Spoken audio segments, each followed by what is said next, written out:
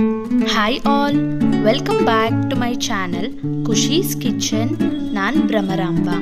ಇವತ್ತು ಹೆಲ್ದಿ ಆದಂಥ ಸ್ನ್ಯಾಕ್ ರೆಸಿಪಿಯನ್ನು ತೋರಿಸ್ತೀನಿ. ಇದನ್ನು ಮಕ್ಕಳಿಂದ ಹಿಡಿದು ದೊಡ್ಡವ್ರ ತನಕನೂ ಸಹ ಎಲ್ಲರೂ ತಿನ್ಬೋದು. ಅಷ್ಟೇ ಕ್ರಂಚಿಯಾಗಿ ಸ್ಪೈಸಿಯಾಗಿ ತಿನ್ನಲಿಕ್ಕೆ ಬಹಳ ಚೆನ್ನಾಗಿರುತ್ತೆ. ಇದನ್ನು ನೀವು ಸ್ಟೋರ್ ಮಾಡಿ ಸಹ ಇಟ್ಕೋಬೋದು.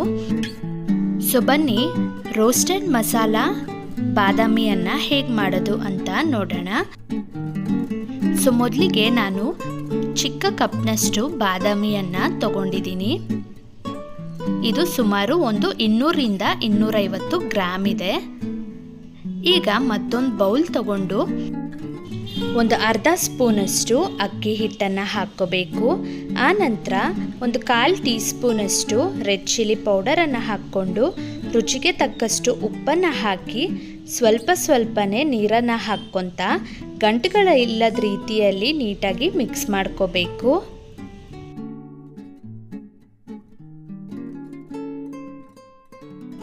ಬಾದಾಮಿಯನ್ನು ರೋಸ್ಟ್ ಮಾಡಿದ ನಂತರ ನಾವು ಈ ಮಿಕ್ಸ್ ಮಾಡಿ ಇಟ್ಕೊಂಡಿರುವಂತಹ ಮಿಶ್ರಣವನ್ನು ಸೇರಿಸ್ಕೊಂಡ್ರೆ ಆಯಿತು.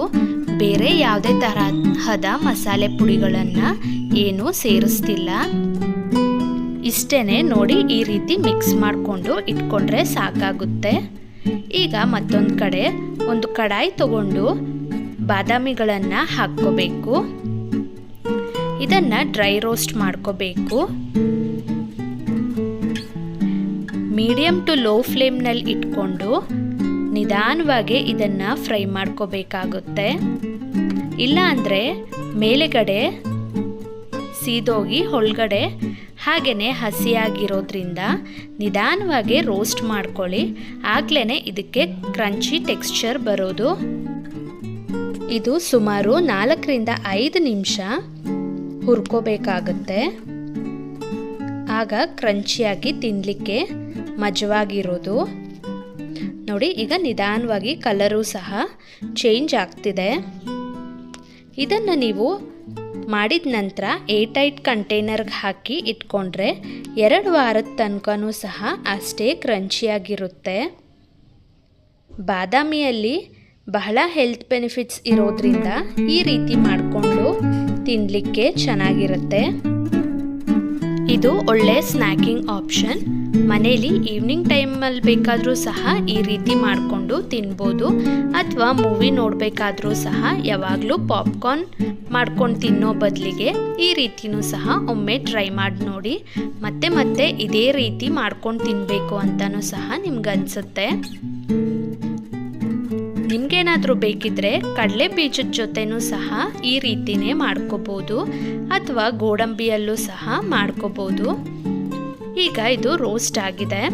ನಾವು ಮಿಕ್ಸ್ ಮಾಡಿ ಇಟ್ಕೊಂಡಿದ್ದ ಮಿಶ್ರಣವನ್ನು ಹಾಕ್ಕೊಂಡು ಒಂದು 30 ಸೆಕೆಂಡ್ ಬಿಟ್ಟು ಆ ನಂತರ ಇದನ್ನು ಈ ರೀತಿ ಮಿಕ್ಸ್ ಮಾಡ್ಕೋಬೇಕು. ಈ ಮಿಶ್ರಣವನ್ನು ಹಾಕಿದ ನಂತರ ಒಂದು 2ರಿಂದ 3 ನಿಮಿಷದವರೆಗೂ ಸಹ ಉರಿಯನ್ನು ಸಿಮ್ನಲ್ಲಿಟ್ಟು ಈ ರೀತಿ ಫ್ರೈ ಮಾಡ್ಕೊತೀರಿ. ಆಗ ನಾವು ಹಾಕಿದ್ದ ಮಸಾಲೆ ಮಿಶ್ರಣ ಬಾದಾಮಿಗಳಿಗೆ ಚೆನ್ನಾಗಿ ಕೋಟ್ ಆಗುತ್ತೆ. ಆ ನಂತರ ನಿಧಾನವಾಗಿ ಕ್ರಿಸ್ಪಿ ಆಗುತ್ತೆ. ನೋಡಿ, ಈಗ ನಿಮಗೆ ಗೊತ್ತಾಗ್ತಿದೆ ಎಷ್ಟು ಕ್ರಿಸ್ಪಿಯಾಗಿದೆ ಅಂತ. ಇದನ್ನು ಪೂರಾ ತಣ್ಣಗಾಗ್ಲಿಕ್ಕೆ ಬಿಡಬೇಕು. ಕೂಡಲೇ ನೀವು ಏರ್ಟೈಟ್ ಕಂಟೈನರ್ಗೆ ಹಾಕಿಡಬಾರ್ದು.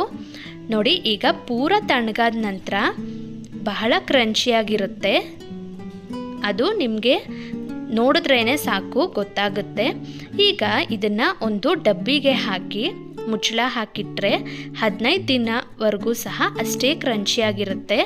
ಆದರೆ ನೀವು ಈ ರೀತಿ ಮಾಡಿಟ್ಕೊಂಡ್ರೆ 15 ದಿನ ಅಲ್ಲ, 1 ವಾರಕ್ಕೇ ಬೇಗನೆ ಖಾಲಿ ಮಾಡಿಬಿಡ್ತೀರಾ.